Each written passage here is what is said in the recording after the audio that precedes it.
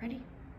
Hello everybody, hope you're making it a good March so far. Today I wanted to look back a month or two just because in talking to so many of you in the office, it was a rough winter in terms of sickness and illness, flu, colds. It was a tough one for a lot of us, and just wanted to kind of reorient our minds around it.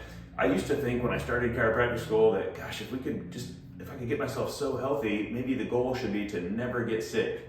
And looking back now, 20 years later, like I realize that's a pretty unrealistic goal, probably not the point of things.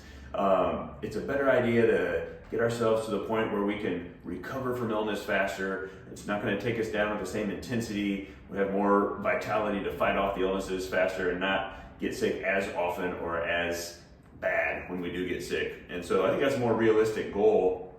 And a lot of people I talk to, they're kind of beating themselves up for, I can't believe, this flu really took us down. So I just want to encourage everybody that, hey, don't let it get you down. Just think about things that maybe you could do differently. So many of you are already doing great. You're doing all kinds of positive immune building support in your lives, getting plenty of rest, getting the right diet, exercise, positive mental attitude. You got all those things going, so don't beat yourself up too much if you or your family, got knocked down a little bit. There's some reasons why our bodies have to go through these symptoms, and it's actually a sign of good health that we're able to recover from illnesses and we're able to bounce back. So give yourself a pat on the back for getting through it. And one other thing that I wanted to mention to that point of trying to improve your resiliency and your family's resiliency, something that I use for my family and my kids, vitamin D. You might remember if we go back to COVID, some of the research that came out of that is people with very strong levels of vitamin D, they did not have the same symptomology. They did not end up with the really bad outcomes of being in the hospital, the ICU. When they did the studies of how people reacted to COVID, the folks that had the best vitamin D levels rarely found themselves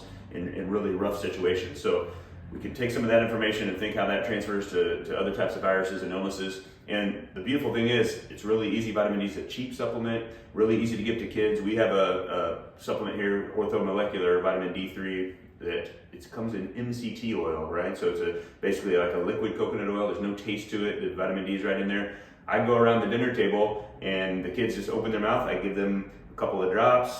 My wife and I take more drops. It's based on body weight, so I can talk to you more about that, what a good number would be for the size of your family.